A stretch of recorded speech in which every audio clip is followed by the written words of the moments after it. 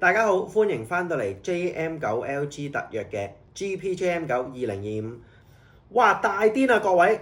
今場係法籍車手 Zarco 喺呢個 French GP 攞到 Home Grand Prix 啊！對上一次有法籍車手喺法國攞獎已經係數到71年前嘅1954年啦。今次 Zarco 仲要揸住一架戰鬥力唔算好高嘅 Honda， 仲要係贏人哋幾條街，講緊贏19秒咁多啊！真係不得了啊！我哋即刻去片頭。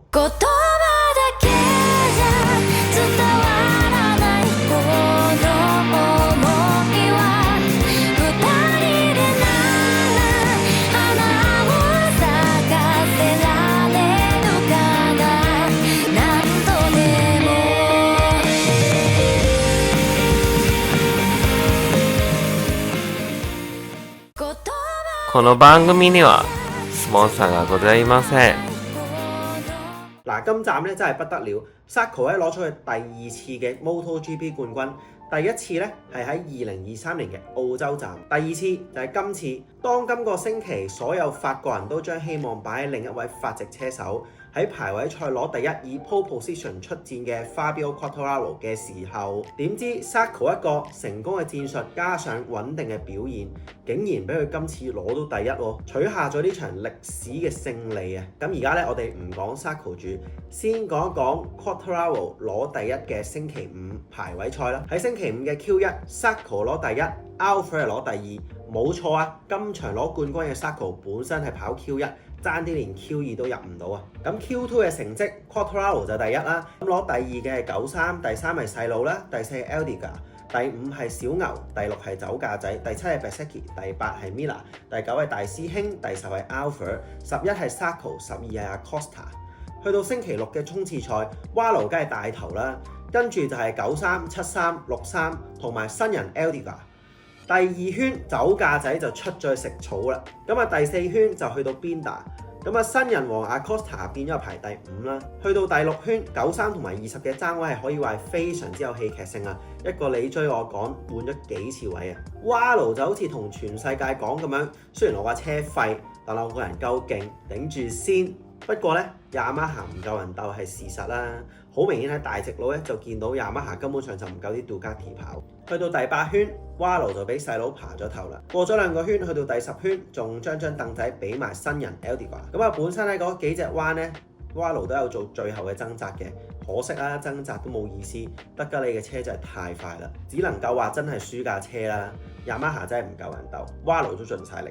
到最尾當然93就攞第一啦，衝刺賽6連勝啊！留意翻揈格仔旗呢位 Sir Mark Cavendish 係環法單車賽傳奇人物，環法最多單站冠軍紀錄保持者啊！上年啱啱退休，不過嚟緊準備有火星人破嘅紀錄啦，我相信。衝刺賽第二嘅係細佬，第三係 Aldiga。咁講翻呢個新人 Aldiga，今年咧佢係第一年參加 MotoGP。都算係一個唔算好起眼嘅新人啦，終於喺法國站攞第三，冇錯啊！除咗衝刺賽，佢正賽都係攞第三啊！留意翻，佢係少數冇跑過 Moto3 就上嚟 Moto2 嘅車手啊！一開始係跑 Moto2，跟住去 Moto2 啊代班啦，代下攞埋人哋個位，跟住之後就上到嚟 MotoGP 啦。留意翻，佢只係25歲啫，定26呢？唔係好肯定。季頭奧古拉嘅光芒咧就遮蓋咗其他新人。今站啊，佢係攞翻第三威俾大家睇啦。去到星期日嘅正賽就精彩啦！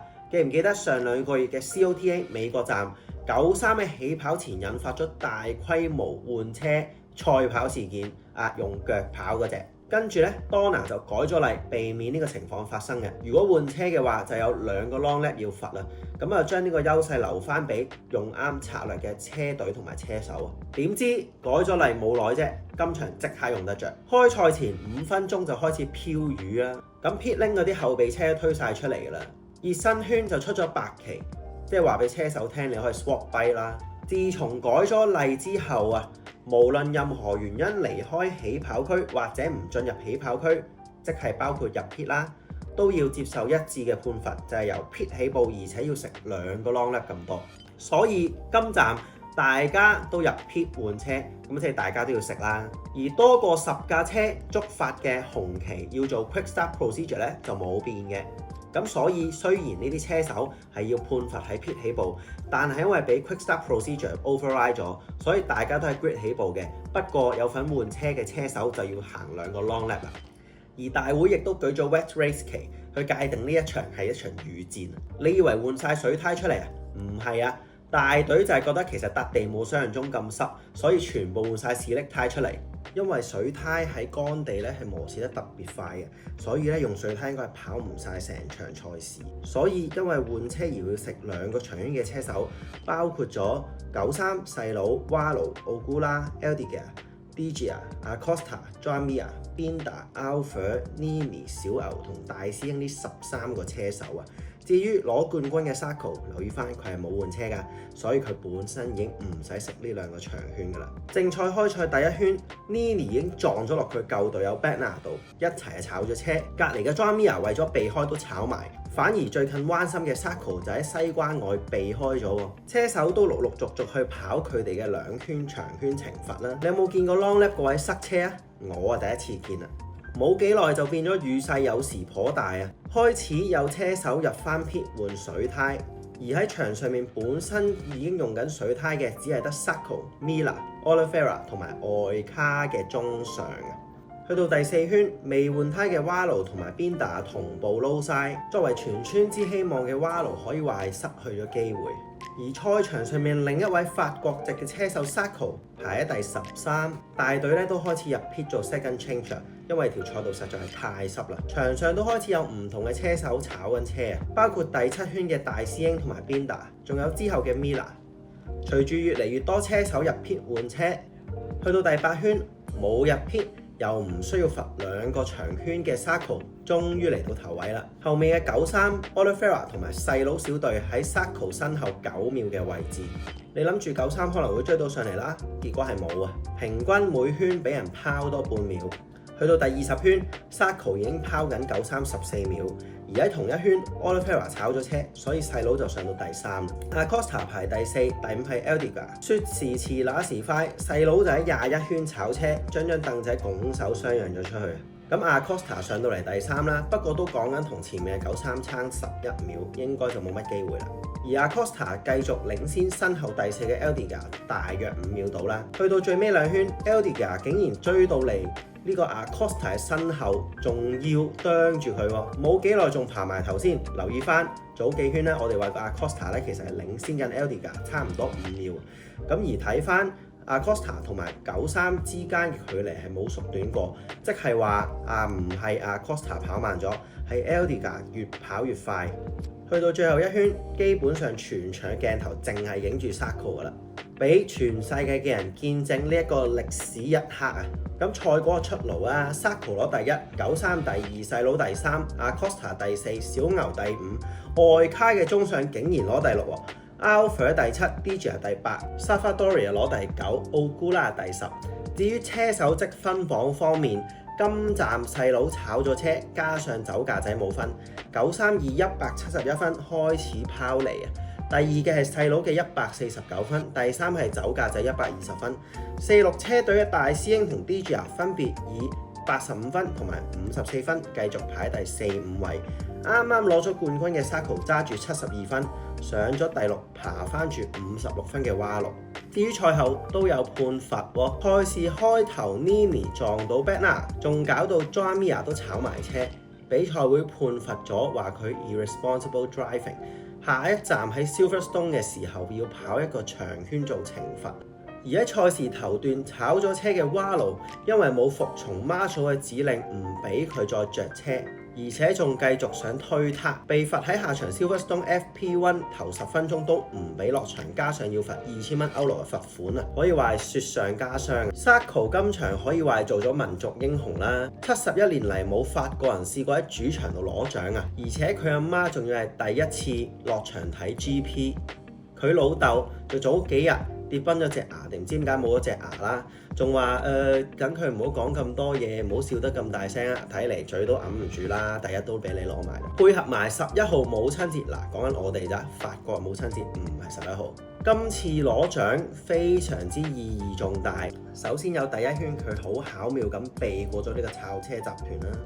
如果當時俾人拉低咗咧，應該係冇呢個攞獎機會啦。大難不死啊，必有後福啦！配合到戰術嘅運用，咁啱用緊雨胎，又唔使跑2個長圈，又唔需要再入 pit 換翻雨胎，天時地利人和，當然都加埋 Sarko 自己個 pace 啦。